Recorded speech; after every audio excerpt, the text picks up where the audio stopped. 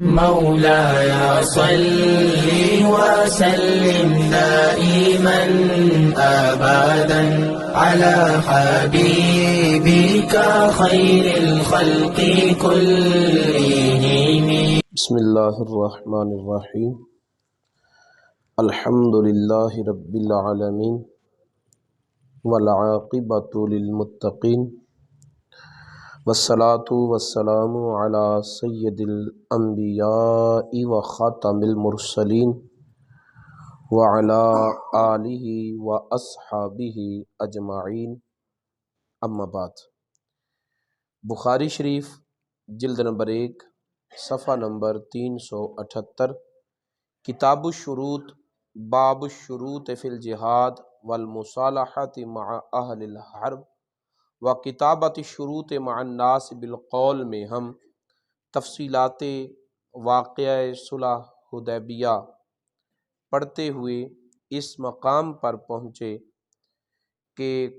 مشرکین مکہ قریش کے نمائندہ بن کر عروہ بن مسعود نبی پاک صاحب الاولاق صلی اللہ علیہ وسلم کی بارگاہ میں حدیبیہ کے مقام پر حاضر ہیں اور آپس کی گفتگو چل رہی ہے۔ اسی گفتگو کے دوران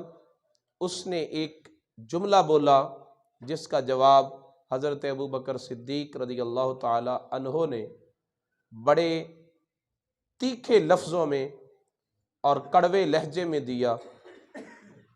جس کے جواب میں عروہ بن مسعود نے کہا کہ اے ابو بکر، تیرا مجھ پر احسان،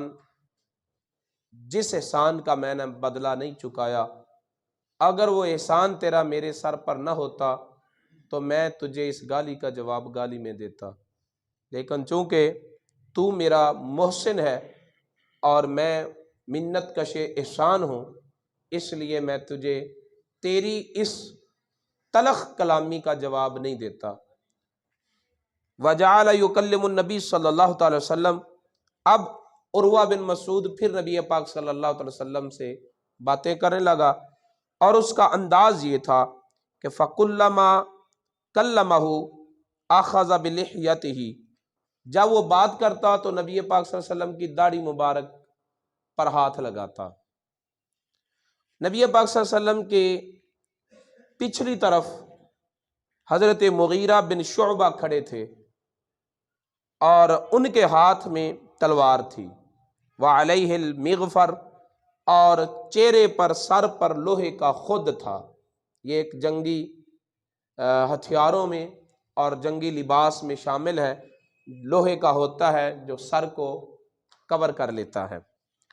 فَكُلَّمَا أَهْوَى عُرْوَةُ بِيَدِهِ إِلَى لِحْيَةِ النَّبِي صلی اللہ علیہ وسلم ضَرَبَ يَدَهُ بِنَعْلِ السَّيْفِ، جب بھی عروہ بن مسعود نبی پاک صلی اللہ علیہ وسلم کی داڑھی مبارک کی طرف، ریشے مبارک کی طرف ہاتھ بڑھاتا تو مغیرہ بن شعبہ عروہ بن مسعود کے ہاتھ پر اپنی تلوار کا نوک، تلوار کا دستہ مارتا اور ساتھ کہتا اخر یدک عن لحیۃ رسول اللہ صلی اللہ علیہ وسلم، اپنا ہاتھ رسول اللہ صلی اللہ علیہ وسلم کی داڑھی مبارک سے پیچھے کر، منہ سے بات کر اور دست درازی نہ کر۔ اب نبی پاک صلی اللہ علیہ وسلم نے حضرت مغیرہ بن شعبہ کو مقرر نہیں کیا تھا کہ جب وہ بندہ یہ بات کرے تو یہ حرکت کرنا، نہ نبی پاک صلی اللہ علیہ وسلم نے حضرت ابوبکر صدیق سے کہا تھا کہ اگر وہ اس طرح کی بات کرے تو میری طرف سے یہ جواب دینا۔ یہ جو کچھ ہو رہا تھا نبی پاک صلی اللہ علیہ وسلم نے ان کی نہ ذہن سازی کی تھی، نہ انہیں متعین کیا تھا، نہ ان کی ڈیوٹیاں لگائی تھیں۔ یہ صحابہ کرام کے اپنے دلوں کے فیصلے تھے، اور جو کچھ انہوں نے قرآن پڑھا اور رسول اللہ صلی اللہ علیہ وسلم سے دین سیکھا، اس دین کی تعلیم کا نتیجہ تھا کہ جب بات نبی پاک صلی اللہ علیہ وسلم کی ذات کی آئے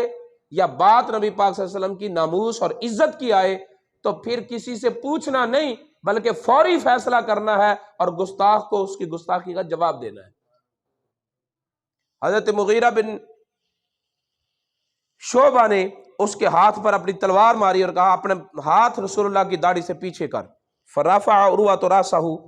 عروہ نے اب سر اٹھایا اور دیکھا کہا من ھذا، یہ کون ہے؟ قالو المغیرہ بن شعبہ، تو اسے بتایا گیا کہ یہ مغیرہ بن شعبہ ہے۔ فقالا، تو عروہ بن مسعود کہنے لگے کہ اے غدر، الست اسعی فی غدرتک، او دھوکہ باز، کا تیرے دھوکے بازیوں میں میں تیری مدد نہیں کرتا رہا؟ تجھے میں پناہ نہیں دیتا رہا؟ تجھے میں لوگوں سے بچاتا نہیں رہا؟ یعنی حضرت ابو بکر صدیق کے سامنے تو وہ نہ بولا، لیکن ادھر مغیرہ بن شعبہ کو موقع پر ڈانٹ دیا، جس سے یہ پتہ چلتا ہے کہ اتنا لحاظ عروہ بن مسعود میں بھی نہیں تھا، یہ ابو بکر صدیق کی صداقت کا زور تھا کہ ان کے جواب نہ دے سکا، اور ادھر مغیرہ کو جواب دیا۔ مغیرہ کو جواب اس نے کیوں دیا؟ حضرت مغیرہ رضی اللہ تعالی عنہ اسلام میں داخل ہونے سے پہلے صاحبہ قومن فی الجاہلیہ، ایک قوم کے ساتھی بنے، اور جن کے ساتھی بنے ان سب کو قتل کر دیا، اور ان کا مال جو ہے وہ ہتھیا لیا، سارا مال لوٹ کر نبی پاک صلی اللہ علیہ وسلم کی بارگاہ میں آ گئے اور اسلام قبول کر لیا۔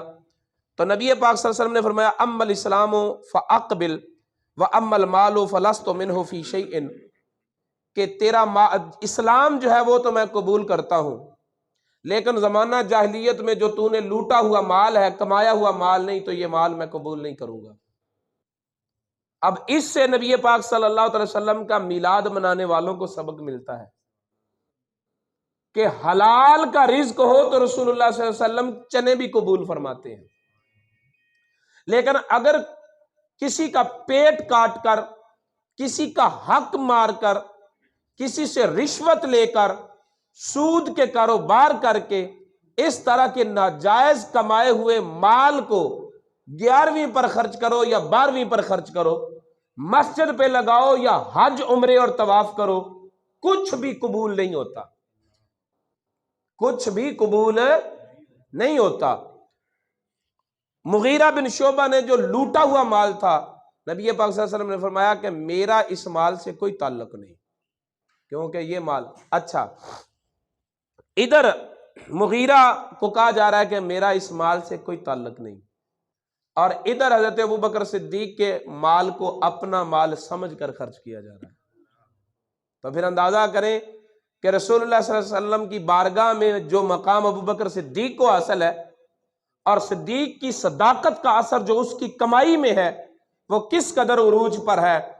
کہ رسول اللہ صلی اللہ علیہ وسلم ابو بکر صدیق کو بھی قبول کرتے ہیں، ان کے کمائے ہوئے مال کو بھی قبول کرتے ہیں۔ ثم ان عروہ جعل یرمق اصحاب النبی بعینیہ، اس کے بعد عروہ بن مسعود نے بات نہیں کوئی کی، لیکن اپنی آنکھوں کے گوشوں سے وہ دیکھنے لگا کہ یہ جو رسول اللہ صلی اللہ علیہ وسلم کے کلمہ پڑھنے والے ہیں، یہ رسول اللہ صلی اللہ علیہ وسلم کے ساتھ کرتے کیا ہیں، ان کا اخلاق کیا ہے، یہ اس شخص کو ماننے میں کس حد تک ہے۔ پھر اس نے جب اپنی آنکھوں سے دیکھا تو کیا دیکھا؟ فواللہ، اللہ کی قسم، ما تنخم رسول اللہ صلی اللہ علیہ وسلم نخامۃ الا وقعت فی کف رجل منہم فدلک بہا وجہہ وجلدہ، نبی پاک صلی اللہ علیہ وسلم اگر ناک مبارک سے کوئی مواد نکال کر پھینکتے تو وہ زمین پہ نہ گرتا، کسی نہ کسی صحابی کی ہتھیلی پہ گرتا۔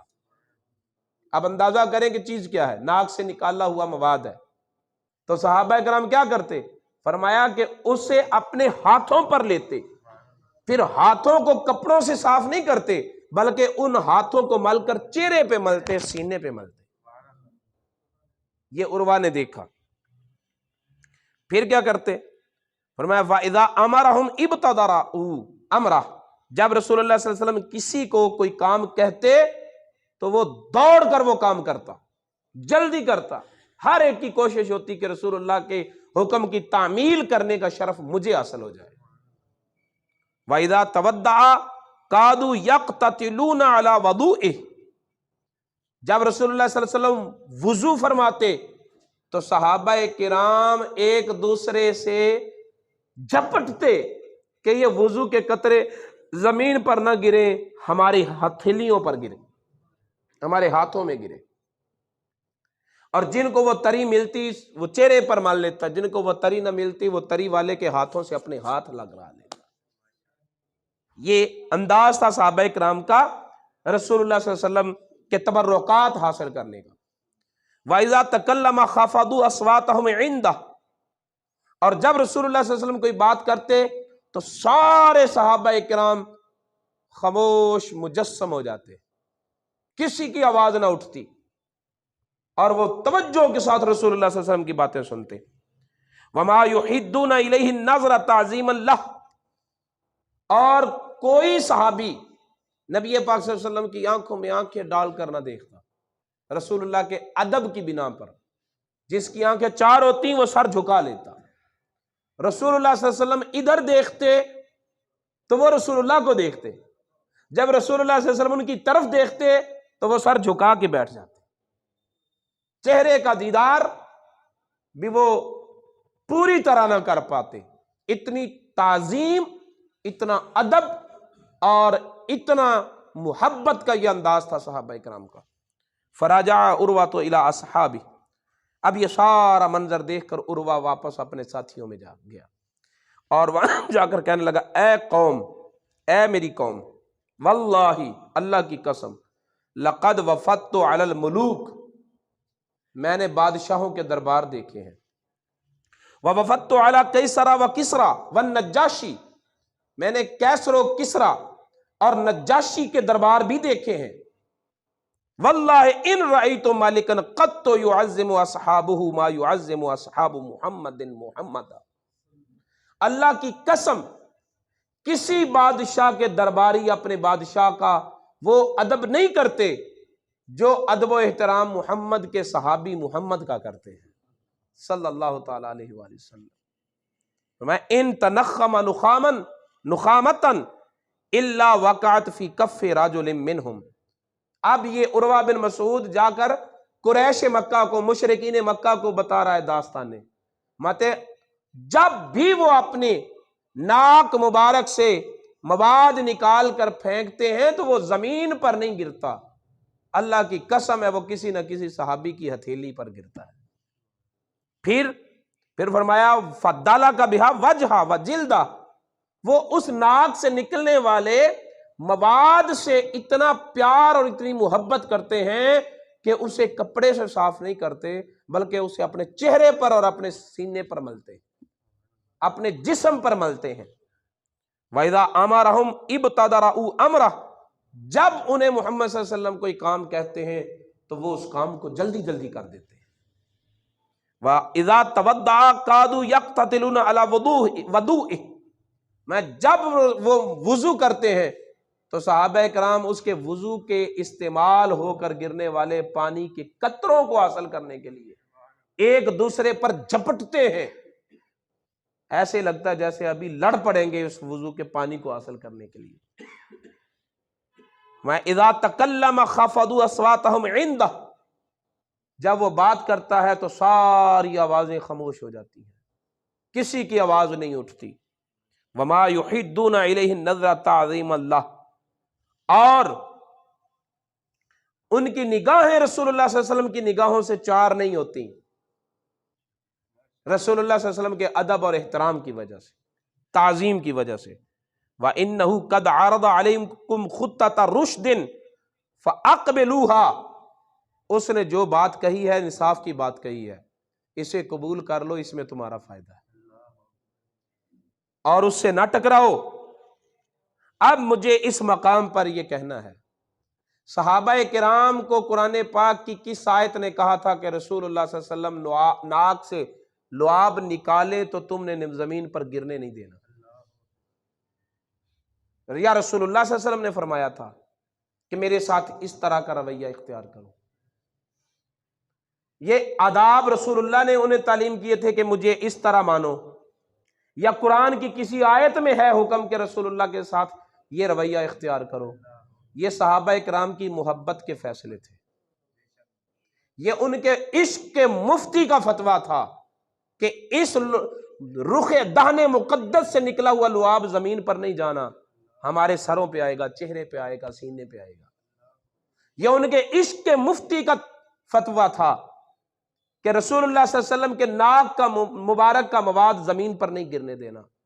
اسے ہاتھوں ہاتھ لینا ہے۔ یہ ان کے عشق کا فیصلہ تھا کہ رسول اللہ صلی اللہ علیہ وسلم کے وضو کے استعمال شدہ پانی کے قطرے زمین پر نہ گرنے پائیں، ان کی برکت ہمیں حاصل ہو۔ پھر ایک موقع پر رسول اللہ صلی اللہ علیہ وسلم نے اپنے بال مبارک کٹوائے، یہ حجۃ الوداع کا موقع ہے، اور حضرت بلال رضی اللہ تعالیٰ عنہ سے فرمایا کہ ان کو میرے صحابہ میں تقسیم کر دو۔ رسول اللہ صلی اللہ علیہ وسلم نے بال مبارک کیوں تقسیم کروائے؟ کیونکہ وہ جانتے تھے کہ وہ میرے تبرکات کو حاصل کرنے کے لیے کہیں خود کو چوٹ نہ پہنچا لیں۔ ادھر سے محبتوں کے یہ رنگ تھے تو ادھر سے محبوبیت اور نیاز مندی کی قبولیت کے یہ جلوے تھے۔ اس سے یہ پتہ چلتا ہے کہ رسول اللہ صلی اللہ علیہ وسلم کی محبت میں جو بندہ کرے، صرف ایک شرط ہے کہ وہ شریعت کے احکام سے ٹکرانے والا کوئی کام نہ ہو، اللہ اور اللہ کے رسول کی نافرمانی نہ ہو رہی ہو۔ تو رسول اللہ صلی اللہ علیہ وسلم کی محبت میں کوئی جو کچھ بھی کرے، صحابہ کرام کا یہ رویہ، نبی پاک صلی اللہ علیہ وسلم کی یہ خاموشی، عشق اور محبت کی ہر داستان اور عشق و محبت میں اٹھنے والے ہر اس قدم کو جائز قرار دیتی ہے جو شریعت اسلامیہ کے بنیادی قوانین سے ٹکرانے والا نہ ہو۔ اب مشرکین مکہ نے جب عروہ کے زبانی یہ بات سنی تو پھر قال رجل من بنی کنانہ، بنی کنانہ ایک قبیلہ تھا، اس قبیلے کے ایک فرد نے کہا دعونی آتی ہی، مجھے اجازت دو میں اس شخص کے پاس جاتا ہوں۔ تو انہوں نے کہا ایتی ہی، جا، تو بھی جا کے دیکھ لے، تو بھی وہاں پر ماحول منظر دیکھ لے اور پھر آ کے ہمیں بتانا، فیصلہ بعد میں کریں گے۔ بنی کنانہ کا یہ شخص جب نبی پاک صلی اللہ علیہ وسلم کی بارگاہ میں آیا تو پھر آگے کیا بات ہوئی، اس حدیث شریف کا اگلا حصہ ہم اگلی نشست میں پڑھیں گے۔ اللہ رب العزت کی بارگاہ میں دعا ہے نبی پاک صاحب الاولاق صلی اللہ علیہ وسلم کی تعلیمات کو سیکھنے اور ان پر عمل پیرا ہونے کی توفیق عطا فرمائے۔ مولاي صل وسلم دائما أبدا على حبيبك خير الخلق كلهم